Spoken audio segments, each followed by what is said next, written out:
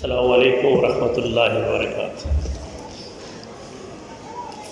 الحمدللہ رب العالمین والصلاة والسلام علی اشرف الانبیاء والمرسلین حبیبنا و حبیب رب العالمین۔ اللہ رب العالمین کی حمد بیان کرتے ہیں، ختمی مرتبت محسن انسانیت آمنہ کے لال محبوب کبریا جناب محمد رسول اللہ صلی اللہ علیہ وسلم کی ذات گرامی پر لاکھوں اور کروڑوں درود و سلام بھیجتے ہیں۔ دانشگاہ گجرات کے رئیس الجامعہ پروفیسر ڈاکٹر مشاہد انور صاحب، اسٹیج پر رونق افروز معزز مہمانان گرامی، قابل قدر دانشگاہ گجرات کے اساتذہ، معزز خواتین و حضرات اور جنت کے پھول ننھے منھے بچے، شاعر کہتے ہیں انداز بیاں رنگ بدل دیتا ہے، ورنہ دنیا میں کوئی بات نئی بات نہیں۔ پروفیسر شیخ عبدالرشید صاحب جیسے نقیب محفل، جس کے سامنے الفاظ ہاتھ باندھ کے کھڑے ہو جاتے ہیں، اور الفاظ کا چناؤ بھی انہی سے سیکھا جا سکتا ہے، اور میرے بارے میں انہوں نے کوئی بڑا بھرپور قسم کا تعارف آپ کو کرایا ہے۔ میں ایک طالب علم ہوں اور طالب علم کی حیثیت سے ہی مرنا چاہتا ہوں۔ آج کی اس تقریب کے صدر مجلس رئیس الجامعہ پروفیسر ڈاکٹر مشاہد انور صاحب کے شکریہ کے ساتھ ساتھ مجھے ان کی ٹیم کا بھی شکریہ ادا کرنا ہے کہ جنہوں نے پاکستان کے یوم آزادی کے حوالے سے اپنی موجودہ نسل کو اپنے اسلاف کے حوالے سے آگئی اور آنے والی نسل کو ان کی ذمہ داریوں کے حوالے سے آج کی خوبصورت اور باوقار تقریب کا اہتمام کیا۔ 14 اگست 1947 کو رمضان المبارک کے مہینے کے اندر لیلۃ القدر کی رات تھی، 27 رمضان تھا۔ اس دن دنیا کے نقشے پر ایک نئی ریاست معرض وجود کے اندر آئی جو اسلامی جمہوریہ پاکستان کے نام سے موجود ہے۔ شاعر مشرق علامہ اقبال نے ایک خواب دیکھا تھا۔ اس خواب کی تعبیر کے لیے قائد اعظم رحمۃ اللہ علیہ کی قیادت میں بر صغیر کے مسلمانوں نے جو جدوجہد کی وہ کامیابی سے ہمکنار ہوئی، اور 1947 کے اندر مدینہ طیبہ کی ماڈل اسلامی ریاست کے بعد دوسری نظریاتی مملکت تھی جو کسی نظریے کی بنیاد پر وجود کے اندر آئی، اور تیسری مملکت جو نظریے کی بنیاد پہ وجود میں آئی ہے وہ اسرائیل۔ بر صغیر کے مسلمانوں نے آگ اور خون کا دریا عبور کیا تھا۔ ہماری عزیز بہن محترمہ نفیسہ چودھری نے بھی اس کا تذکرہ کیا، پروفیسر رائے شبیر احمد صاحب نے بھی بات کی، اور محترم ذکاء اللہ سوئی صاحب نے تو دریا کو کوزے کے اندر بند کر کے تھوڑا سا وقت میرے لیے اور ڈاکٹر مشاہد انور صاحب کے لیے چھوڑ دیا کہ ہم چند منٹ آپ سے بات کر سکیں۔ میں لمبی بات انشاءاللہ نہیں کروں گا۔ بر صغیر کے مسلمانوں نے آگ اور خون کا جو دریا عبور کیا، اس کے لیے طویل قربانیاں دی گئیں۔ معصوم بچے نیزوں کینیوں پر اچھالے گئے، قتل اور مقاتلہ ہوا،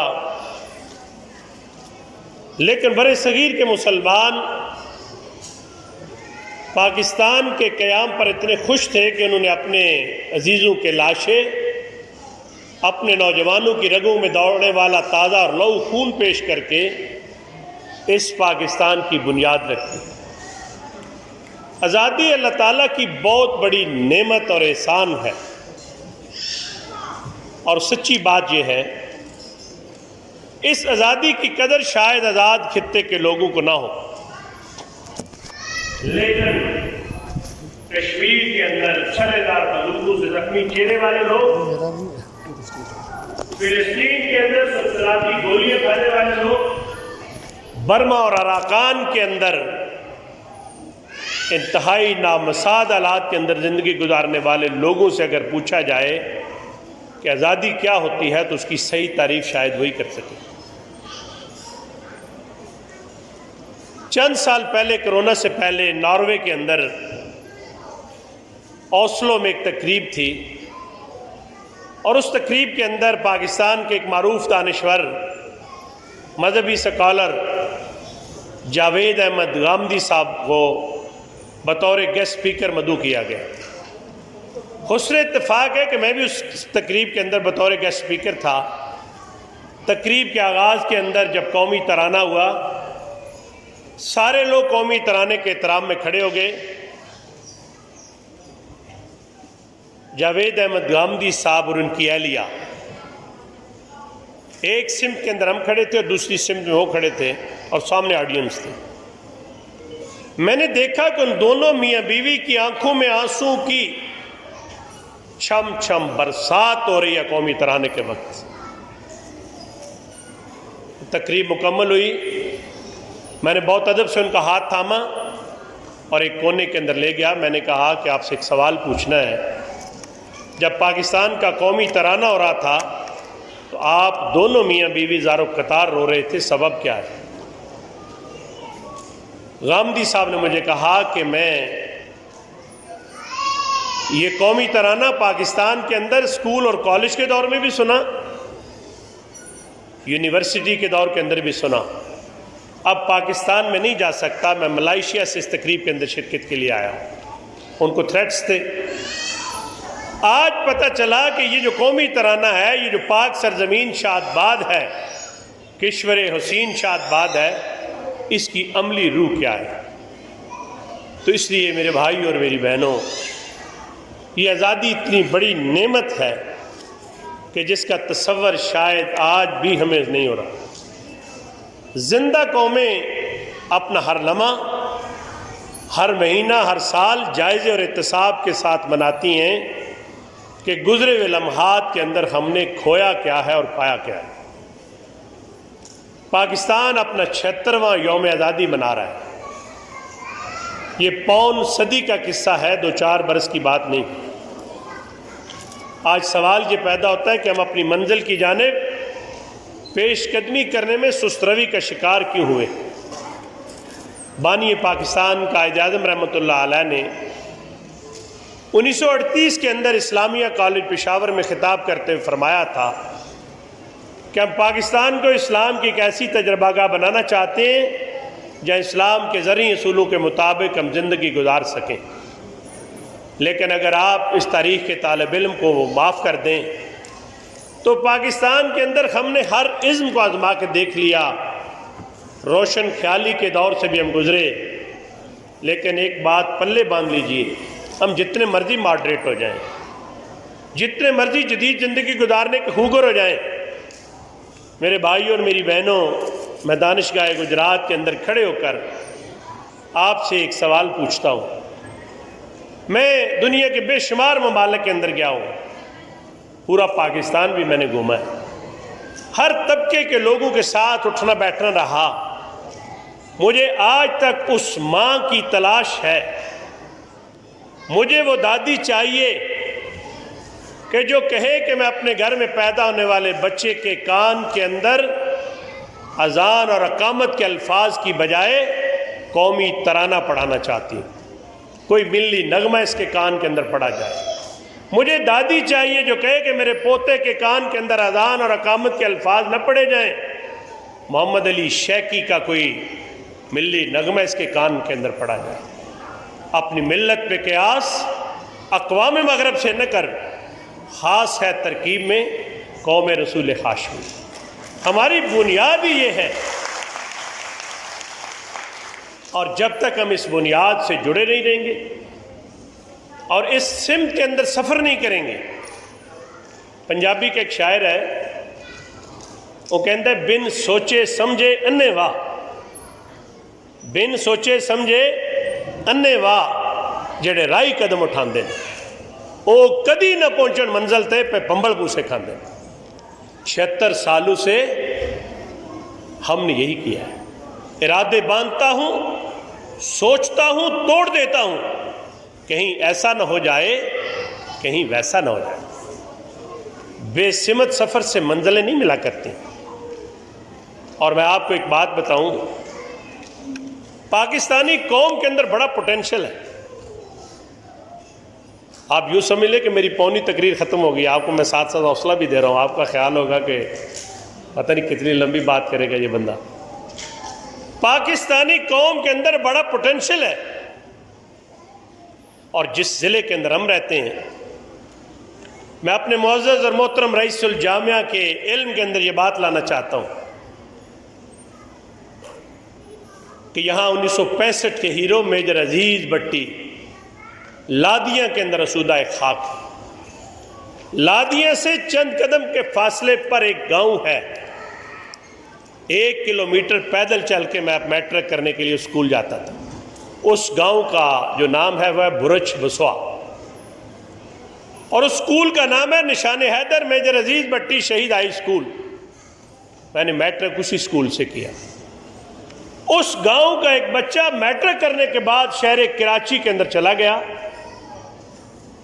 پاکستان نیوی کے اندر منڈا بھرتی ہوا. یہ منڈا بھرتی پاکستان نیوی کی پراپر اصطلاح ہے. یہ چھوٹے موٹے کام، جہاز کو صاف کر دینا، چھوٹی موٹی ڈیوٹی. اور شیخ رشید احمد صاحب جیسا کوئی درد دل رکھنے والا آدمی سے مل گیا.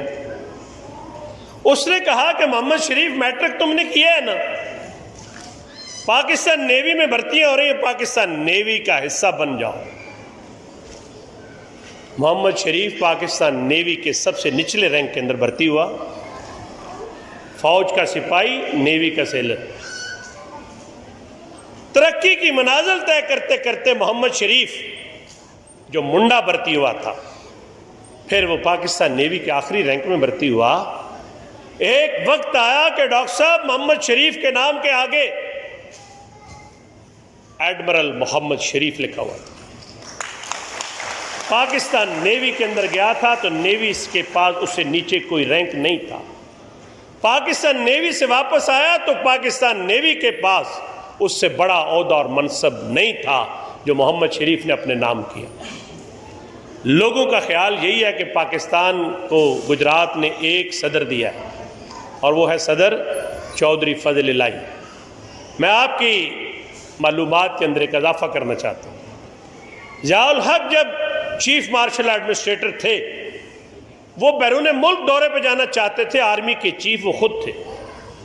اسی محمد شریف کو پاکستان کا قائم مقام صدر بنایا، اور ضیاء الحق صاحب جو ہیں وہ چین کے دورے پہ چلے گئے. یہ منڈا بھرتی ہونے والا محمد شریف پاکستان پبلک سروس کمیشن کا چیئرمین رہا. یہ کوئی افسانہ نہیں ہے جو میں بیان کر رہا ہوں. اس گاؤں سے 2 کلومیٹر کے فاصلے پر ایک گاؤں ہے، اس کا نام ہے سدھ. اس وقت پاکستان کے air chief marshal Zaheer Ahmed Babar Sidhu, یہ سدھ کی وجہ سدھو ہے، یہ اس گاؤں سے تعلق ہے. یک کنجا کے اندر راحیل شریف پاکستان آرمی کا سابق چیف، یہ میجر عزیز بٹی اس کے ماموں تھے. ایڈمرل شریف، میجر عزیز، راحیل شریف ایک ہی خاندان ہے.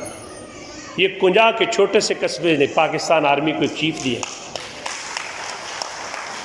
کوٹلہ عرب علی خان کو کراس کریں تو ایک چھوٹا سا گاؤں ہے لوہاراں چک. لوہار زیادہ ہوں گے، لوہاروں کا گاؤں ہے. پاکستان کے ہائی کورٹ کے سابق چیف جسٹس، یہ ذکاء اللہ سوئی صاحب کو جلدی سمجھ آ گئی ہوگی، جسٹس الیاس کا تعلق اس گاؤں سے. نیر تاباں سے کہہ دے کوئی کہ اپنی کرنیں سنبھال کے رکھے، ہم اپنے صحرا کے ذرے ذرے کو خود چمکنا سکھا رہے ہیں. 76 سال پہلے ہم قوم تھے. سندھی، بلوچی، پٹھان، مہاجر اور سرائکی کی تقسیم نہیں تھی. میں اس تقسیم کے خلاف نہیں ہوں. قرآن کریم خود کہتا ہے وَجَعَلْنَاكُمْ شُعُوبًا وَقَبَائِلًا لِتَعَارَفُوا إِنَّ أَكْرَمَكُمْ عِندَ اللَّهِ أَتْقَاكُمْ.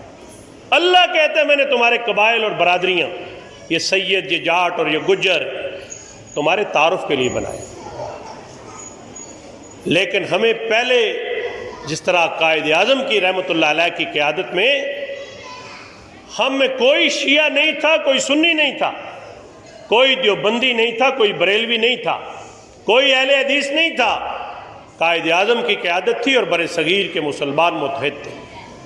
جب ہم سندھی، پنجابی، بلوچی، مہاجر اور پٹھان اس تقسیم کے اندر آئے تو ہمارا ایک بازو ایسٹ پاکستان وچ از نو بنگلہ دیش وہ ہم سے کاٹ کر الگ کر دیا گیا اور بنگلہ دیش ہم سے الگ ہو گیا۔ آج پاکستانی قوم کو ملک ان کے پاس ہے، پہلے ملک کی ضرورت تھی، آج ہمیں قوم بننے کی ضرورت ہے۔ آزادی کے شہداء کا خون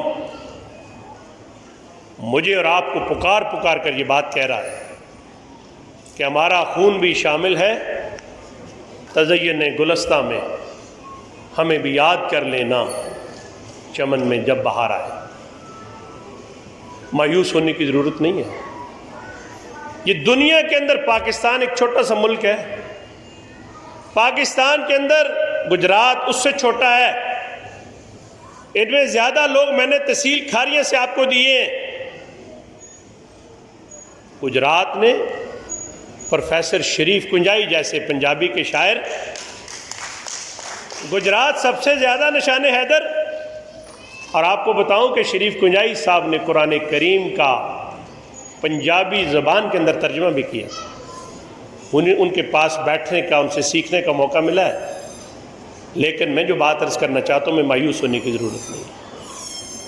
یہ پاکستان، ابھی ہم بیٹھے تھے ذکاء اللہ سوئی صاحب اور میں پروگرام شروع ہونے سے پہلے، تو سوئی صاحب سے میں نے کہا کہ پرسوں میں سینٹ کے ایک سابق رکن سے گاڑی کی میں ان کے ساتھ سفر کر رہا تھا، سراج الحق صاحب کے ساتھ، تو شاہد خاقان عباسی کا بیان میرے ذہن میں آ گیا۔ تو میں نے کہا سراج صاحب، پاکستان کی اس سے کوئی بدترین پارلیمنٹ بھی ہوئی ہے؟ تو انہوں نے کہا یار ساری ایک جیسی تھیں، اب آپ ذرا بڑے ہو گئے تو آپ کو زیادہ سمجھ آنی شروع ہو گئی۔ جب ہم بچے تھے تو لگتا تھا کہ پاکستان خطرے کے اندر ہے، اب بھی لوگ یہی کہتے ہیں آج گیا اور کل گیا۔ یہ بات پلے باندھ لیں کہ پاکستان قیامت کی صبح تک قائم رہے گا، اس لیے کہ اس کی بنیادوں کے اندر شہیدوں کا لہو ہے۔ اس کی بیٹی عرفہ کریم اٹھی ہے تو آئی ٹی کے اندر وہ نامور، اس کی خاتون شناز لغاری، ہماری بیٹی نفیسہ چودھری کی طرح باحجاب پائلٹ، اور اس قوم کے چھوٹے سے قد کا ایم عالم چند منٹوں کے اندر وہ ہندوستان کے سارے طیارے زمین پہ ڈھیر کر دیتا ہے۔ انسانی عقل یہ بات مانتی نہیں ہے کہ اتنے تھوڑے وقت کے اندر اس بنگالی ایم عالم نے ہندوستان کے سارے اس غرور کو خاک کے اندر ملا دیا۔ آپ کو یاد ہوگا ہندوستان کا ایک اور پائلٹ ابھی لندن پاکستان چائے پینے آیا تھا، بہت اچھی چائے ہم نے اسے پلائی تھی، اور اس چائے کی پیتے ہوئے جو اس نے دیہاتی انداز میں چسکی لی تھی، اس کی آواز بہرے لوگوں نے بھی سنی تھی، لیکن اسی دن افواج پاکستان نے کہا تھا کہ پاکستان کی پاک سرزمین کی جو پامالی اس نے کی ہے، اس کا واپسی کا جواب اور ٹائم ہم خود طے کریں۔ ایسے ہی تھا، لوگوں کا خیال تھا کہ یہ پاکستانی فوج کو 6 مہینے لے لیں گے۔ جب یہ کہہ دیا کہ ٹائم کا تعین ہم کریں گے، آنے والے چند دنوں کے اندر ہندوستان کے طیاروں کو پاکستانی فوج کے وہ لوگ اپنی حکمت کی بنیاد پر لے کے آئے اور ہندوستان کا، بھارتی سامراج کا سارا چہرہ دنیا کے اندر دکھا دیا کہ یہ سرحدوں کی خلاف ورزی کرنے والا ملک ہے۔ سچی بات یہ ہے کہ اگر میں اور آپ یہ طے کر لیں کہ ہم نے پاکستان کو دینا ہے کچھ، تو بانی پاکستان کی ایک بات کرتے ہوئے میں جذباتی ہو جاتا ہوں، اسی پہ بات ختم کر رہا ہوں۔ قائد اعظم کی جب آخری ایکس رے رپورٹ آئی تھی، چسٹ کا ان کا ایکس رے ہوا تھا، کرنل الہی بخش ان کے مالک تھے۔ کرنل الہی بخش نے قائد اعظم سے کہا کہ جناب تم اگر آرام نہیں کرو گے تم بہت جلد مر جاؤ۔ قائد اعظم نے کرنل الہی بخش سے کہا کہ اس ایکس رے کو کینچی سے کاٹ کر آگ لگا دو۔ انگریز کو پتہ چل گیا کہ ان کا لیڈر اور ان کا نجات دہندہ دنیا سے رخصت ہو رہا ہے، وہ پاکستان کے بنانے کے اندر تاخیر کر دے، اس شخص نے اپنی جان گنوائی ہمیں یہ پاکستان دینے کی۔ آزادی کے شہداء آج ہم سے اسی بات کا تقاضا کر رہے ہیں۔ ہم نے آپ کو ملک دیا ہے اور آپ اس ملک کی آزادی کی قدر کریں، اور اقوام عالم کے اندر باوقار قوموں کی صف کے اندر کھڑا اگر آپ نے ہونا ہے تو خود انحصاری کی پالیسی اپنانی ہے۔ نشان یہی ہے زمانے میں زندہ قوموں کا کہ صبح و شام بدلتی ہیں ان کی تقدیریں۔